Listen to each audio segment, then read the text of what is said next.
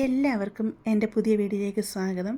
ഇന്ന് ഞാൻ ഇവിടെ തയ്യാറാക്കാൻ പോകുന്നത് സാധാരണ ഒരു ഇഡ്ഡലിയല്ല, കർണാടക ഡിഷായ കുക്കുംബർ ഇഡ്ഡലിയാണ് ഞാൻ ഇവിടുന്ന് തയ്യാറാക്കുന്നത്. വെയിറ്റ് ലോസ് ആഗ്രഹിക്കുന്നവർക്ക് കഴിക്കാൻ പറ്റുന്ന നല്ലൊരു ഇഡ്ഡലിയാണിത്. ഉണ്ടാക്കിയെടുക്കാൻ വളരെ എളുപ്പമാണ്. അരി കുതിരാനൊന്നും ഇടേണ്ട ആവശ്യമില്ല. ഒരു 15 മിനിറ്റ് കൊണ്ട് നമുക്കിത് ഉണ്ടാക്കിയെടുക്കാൻ പറ്റും. ഇതെങ്ങനെ നമുക്ക് തയ്യാറാക്കുന്നത് എന്ന് നമുക്ക് നോക്കാം. ഇവിടെ ഞാൻ 2 കുക്കുംബർ കഴുകി വൃത്തിയാക്കി കൊണ്ടുവന്നിട്ടുണ്ട്. ഇതിൻ്റെ 2 സൈഡ് ഞാനിതുപോലെ കട്ട് ചെയ്ത് കളഞ്ഞിട്ടുണ്ട്. ഇത് നമുക്കൊന്ന് ഗ്രേറ്റ് ചെയ്തെടുക്കണം.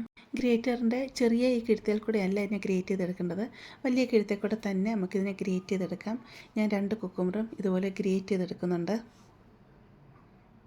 കുക്കുംബർ 2 ഞാനിവിടെ ഗ്രേറ്റ് ചെയ്തെടുത്തിട്ടുണ്ട്. ഇതിൽ നിന്ന് കുറച്ച് വെള്ളമൊക്കെ ഇതുപോലെ ഇറങ്ങി വരും കേട്ടോ. ഈ വെള്ളമൊക്കെ നമുക്ക് ആവശ്യമുള്ളതാണ്. ഇതിലോട്ട് 250 ml കപ്പിൽ 1 കപ്പ് റവ ഞാൻ ഇട്ട് കൊടുക്കുന്നുണ്ട്. ഇത് വറുത്തിട്ടുള്ള റവയാണ് കേട്ടോ. റവ ഇട്ട് കൊടുത്ത് നല്ലതായിട്ട് ഈ കുക്കുംബറുമായിട്ട് നമുക്കങ്ങ് മിക്സ് ചെയ്യാം. കുക്കുംബറിൻ്റെ ആ ഒരു വെള്ളത്തിൻ്റെ നനവൊക്കെ ഉണ്ടല്ലോ, അതുകൊണ്ട് റവ നല്ലതായിട്ട് അങ്ങ് മിക്സായി കിട്ടും. ഇത് നമുക്കുണ്ടൊരു 10 മിനിറ്റ് അടച്ച് റെസ്റ്റ് ചെയ്യാൻ വെക്കാം. അപ്പോഴത്തേക്ക് നമുക്കൊരു കൂട്ട് റെഡിയാക്കി എടുക്കണം. അതിനുവേണ്ടി ഒരു മിക്സഡ് ജാറിലോട്ട് 250 ml കപ്പിൽ തന്നെ 1 കപ്പ് തേങ്ങ ഇട്ട് കൊടുത്തിട്ടുണ്ട്. നിങ്ങൾക്ക് അര തൊട്ട് 1 കപ്പ് വരെ തേങ്ങ ഇട്ട് കൊടുക്കാവുന്നതാണ്. ഇതിലോട്ട് 2 എരിവുള്ള പച്ചമുളക് ഞാൻ ഇട്ട് കൊടുക്കുന്നുണ്ട്. നിങ്ങളുടെ എരിവിൻ്റെ അനുസരിച്ച് പച്ചമുളക് ഇട്ട് കൊടുക്കാം. അതുപോലെ ചെറിയൊരു കഷ്ണം ഇഞ്ചി ഇതിലോട്ട് ഞാൻ ചെറുതായിട്ട് കട്ട് ചെയ്ത് ഇട്ട് കൊടുക്കുന്നുണ്ട്. എന്നിട്ട് മിക്സി നമുക്കിതൊന്ന് അരച്ചെടുക്കണം. ഈ രീതി ഞാൻ ഇത് അരച്ചെടുത്തിട്ടുണ്ട്. ഇതിലോട്ട് 2 ടേബിൾ സ്പൂൺ കട്ട തൈര് ഇട്ട് കൊടുക്കാം. അധികം പുളിയില്ലാത്ത തൈര് വേണം ഇട്ട് കൊടുക്കാനായിട്ട്. തൈരും കൂടെ ഇട്ട് കൊടുത്ത് നമുക്ക് നല്ലതായിട്ട് ഇതിന് ഒന്നും കൂടെ ഒന്ന് അരച്ചെടുത്തുകൊണ്ട് വരാം. കണ്ടില്ലേ, ഈ രീതിയിൽ ഞാൻ ഇത് അരച്ചെടുത്തുകൊണ്ട് വന്നിട്ടുണ്ട്. ഇപ്പോൾ നമ്മൾ റവയും കുക്കുംബറയിലൂടെ മിക്സ് ചെയ്ത് വെച്ചിട്ടുണ്ടല്ലോ, ഒരു 10 മിനിറ്റ് കഴിഞ്ഞിട്ടുണ്ട്. അതിലോട്ട് നമ്മൾ അരച്ചെടുത്ത തേങ്ങയുടെ മിക്സ് അങ്ങ് ഇട്ട് കൊടുക്കാം. ഇതിലോട്ട് ഞാൻ കുറച്ച് മല്ലിയില, 1 ടേബിൾ സ്പൂൺ മതി, ചെറുതായിട്ട് അരിഞ്ഞെടുത്ത മല്ലിയിലയാണ്, അത് ഇതിലോട്ട് ഞാൻ ഇട്ട് കൊടുക്കുന്നുണ്ട്. ഇതിലോട്ട് ഉപ്പിട്ട് കൊടുത്തിട്ടില്ലായിരുന്നു, അതുകൊണ്ട് ആവശ്യത്തിനുള്ള ഉപ്പിട്ട് കൊടുക്കുക. എന്നിട്ട് നല്ലതായിട്ട് നമുക്കിതിനൊന്ന് ഇളക്കി മിക്സ് ചെയ്തെടുക്കാം.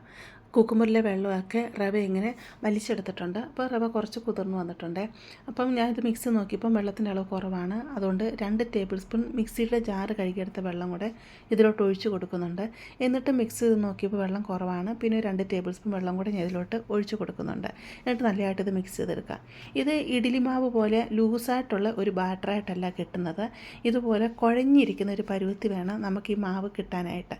എന്ന് പറഞ്ഞു കഴിഞ്ഞാൽ ഒത്തിരി ഇത് ഡ്രൈയും ആവരുത്, എന്നാൽ ഒത്തിരി വെള്ളത്തിൻ്റെ ഒരു തേങ്ങ ചട്നിയുടെ ആ ഒരു രീതിയിലൊന്നും ആവാൻ പാടില്ല. കയ്യിലെടുക്കുമ്പോൾ ഒരു വെള്ളത്തിൻ്റെ ഒരു അംശം നമ്മുടെ കൈ കാണണം, അത്ര മാത്രം മതി. ഈ ഒരു പരുവത്തിലാണ് ഞാനത് എടുത്തിരിക്കുന്നത്. നമുക്കിനി ഇതെങ്ങനെ തയ്യാറാക്കണമെന്ന് നോക്കാം. ഇത് റെസ്റ്റ് ചെയ്യാൻ വെക്കേണ്ട ഒന്നും ആവശ്യമില്ല, അന്നേരം തന്നെ നമുക്കിത് റെഡിയാക്കി എടുക്കാമേ. ഇതുപോലുള്ള തവി എല്ലാവരും വീടുകളിൽ കാണും. ഇതുപോലത്തെ ഒരു തവി എടുക്കുക. ഈ തവിയിലോട്ട് ഇതുപോലെ മാവ് കോരി വെച്ച് കൊടുക്കുക.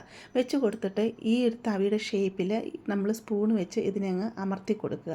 അന്നേരം ആ തവിയുടെ ഒരു ഷേപ്പ് കിട്ടും.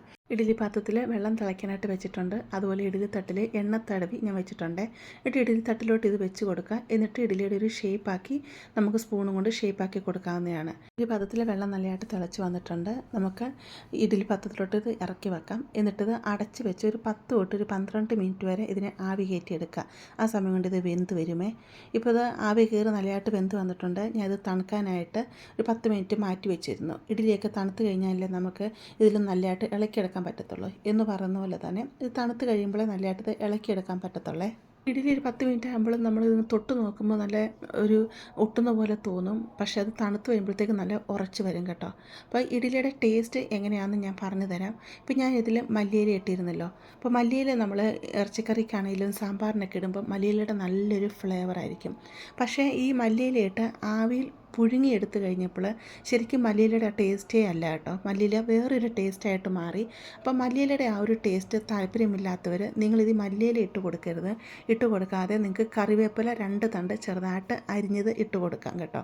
ഇതിൻ്റെ ടേസ്റ്റ് എന്ന് പറഞ്ഞാൽ നല്ല ടേസ്റ്റ് തന്നെയാണ് കേട്ടോ. പിന്നെ മല്ലിയിലയുടെ ഈ കാര്യം പറഞ്ഞത് അതെനിക്ക് അത്രയും വലിയ താല്പര്യം തോന്നിച്ചില്ല മല്ലിയില ഇട്ട് കൊടുത്തത് കൊണ്ട്.